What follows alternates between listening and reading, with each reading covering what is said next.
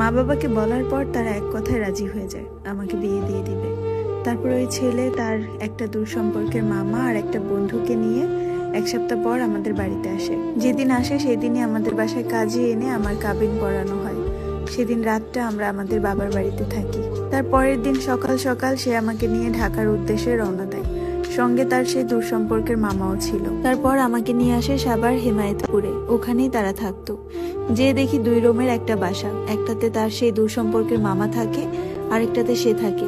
ঘরে তেমন কিছুই ছিল না, শুধু 2 রুমে 2টা ম্যাট্রেস বিছানো ছিল 2 জন ঘুমানোর জন্য, আর 2 রুমে 2টা আলনা ছিল। একেবারে ব্যাচেলার বাসা। 1 সপ্তাহ আমাদের সংসার ভালোই চললো। আমি যাওয়ার পর টুকিটাকি কিছু হাঁড়ি পাতিল, বিছানার চাদর, যা যা সংসারের মধ্যে লাগে কম খরচের মধ্যে টুকিটাকি কিছু কিনলাম।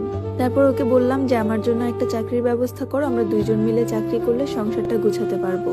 ও বলল যে খবরদার, আমার ঘরের বউ কখনোই চাকরি করবে না। আমি যতটুকু কামাই করব তা দিয়ে আমাদের 2 জনের সংসার ভালোভাবে চলে যাবে। আমি ভাবতে লাগলাম কতটা ভাগ্য করে এমন একজন মানুষ ভাগ্যে পেয়েছি। 1 সপ্তাহ পর থেকে খাওয়া দাওয়ার পর সে আমাকে একটা করে ট্যাবলেট দিত। বলতো যে আমার শরীর অনেক দুর্বল আর এই ট্যাবলেট খেলে ভালো মতো ঘুম হবে। আমি তাকে এতটাই ভালোবেসে ফেলেছিলাম এই কয়দিনে, সে যা বলতো আমি সেটাই করতাম। ওষুধটা খাওয়ার পর 10 মিনিটের মধ্যে আমি ঘুমিয়ে পড়তাম। রাতের কথা একদমই ভুলে যেতাম আমি। এমনকি ও যে আমাকে প্রতিদিন ওষুধ খাওয়ায়, ও আমার কাছেও আসে না, সেই জিনিসটাও আমি বুঝতে পারতাম যে কি ব্যাপার। আমার স্বামী, আমার মাত্র নতুন বিয়ে হয়েছে, ও আমার কাছেও আসে না, মানে আমি আমার শরীরে কোনো অনুভব করতে পারতাম না। পরের দিন সকালে উঠে আমি ওকে জিজ্ঞাসা করতাম, তুমি কি আমার কাছে এসেছিলে? সে বলতো যে হ্যাঁ, কিন্তু সারাদিন আমি চিন্তা করতাম তাহলে আমি কেন বুঝতে পারিনি, আমার শরীরে কি তাহলে বোধশক্তি নেই? যাই হোক, এভাবে কেটে গেল 1 মাস। 1 মাস পরে দেখি সে ঘরের মধ্যে ফ্রিজ কিনে নিয়ে আসছে। তার বেতন খুবই অল্প পরিমাণের ছিল, এই টাকার মধ্যে এত তাড়াতাড়ি এত ফার্নিচার করা সম্ভব না। সে ফ্রিজ কিনে আনছে, সে টিভি কিনে আনছে, এমনকি সে বলতেছে যে নতুন বাসা নিবে। তখন আমি বললাম যে আচ্ছা ঠিক আছে, আমাদের যখন একটু ভালো পরিস্থিতি হচ্ছে তাহলে আমরা একটা কাজ করি, মামার সাথে না থাকি। আমার কাছে খুব আনইজি লাগে, উনি কেমন করে যেন তাকায়। আর এমনিতে উনি সারাদিন থাকে না, রাতের বেলা এসে ঘুমায়, কিন্তু ওই যতটুকু চোখাচোখি হয়, যতটুকু খাবার দিতে যাই, কেমন জানি আনইজি লাগে আমার কাছে। এই কথা বলার পর ও হঠাৎ করে রেগে গেল। ও বলল যে না, মামাকে ছাড়া তো আমরা কোনো বাসা নিতে পারবো না, মামা আমাদের সাথেই থাকবে। তারপর আমি বললাম যে দেখো, উনি তো তোমার আপন মামা না, দূর সম্পর্কের মামা। আর তাছাড়া আমাদের অবস্থান এখন ভালো হচ্ছে, আমাদের সংসারটাও বাড়বে, আর এরকম একটা অবস্থায় যদি একটা অন্য কোনো মানুষ আমাদের সঙ্গে থাকে, প্রাইভেসি নষ্ট হয়। ও আমাকে এক কথায় বলে দিল যে যে কোনো কিছুই করি না কেন মামা সাথেই থাকবে, মামাকে ছাড়া করা যাবে না। তারপর আমরা একটা নতুন বাসা নিলাম। নতুন বাসায় যেয়ে আমাদের ভালোই চলছিল। আস্তে আস্তে আমার ঘরের সব ফার্নিচার কিনা হয়, এমনকি প্রত্যেকটা জিনিস আমার ঘরে দামি দামি কিনা হয়। অথচ আমি জানতেই পারলাম না যে আমার স্বামী কি কাজ করে বা কি ব্যবসা করে। ওকে জিজ্ঞাসা করলে ও আমাকে ভুমচুম বুঝাতো। আমি ভাবতাম যে হয়তো বা এমন কিছু করে যা আমাকে বলতে পারবে না, আর তাতে কি, আমার সংসার তো ভালোই চলছে। এই ভেবে আমি ওকে আর কিছু জিজ্ঞাসা করতাম না। দিনটা ভালোই কাটছিল। এমন করতে করতে আমাদের সংসারে 2 বছর হয়ে গেছে, তাও সেই মামা আমাদের থেকে যাচ্ছে না। এর মধ্যে ওই ওষুধের ব্যাপারটা অনেকটাই কমিয়ে দিয়েছে। সপ্তাহে 2 দিন দিত আমাকে শুধু।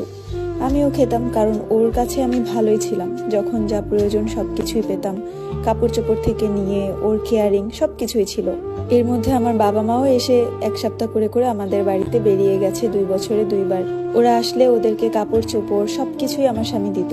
আমি খুশিই হতাম, আর ওর প্রতি আমার আস্তে আস্তে অনেক মায়া জন্মাতে শুরু হয়। বিপত্তি বাধে যেদিন আমার 17 বছরের জন্মদিন।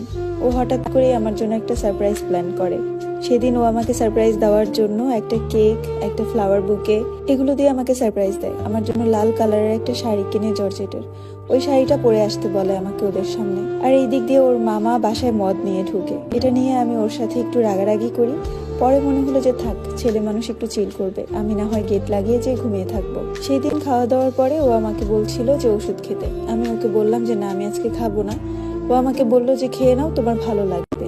ও জানতো আমাকে যেটাই দেয়, যখনই দেয় আমি খাই, ওকে বিশ্বাস করি। ও আমার হাতে ওষুধটা আর পানির বোতলটা ধরিয়ে দিয়ে ড্রয়িং রুমে চলে গেছে। কি মনে করে যেন আমি ওষুধটা না খেয়ে বারান্দা দিয়ে ফেলে দিয়ে আমি শুয়ে পড়ি। ও হয়তো বা ভেবেছিল যে আমি ওষুধটা খেয়েছি।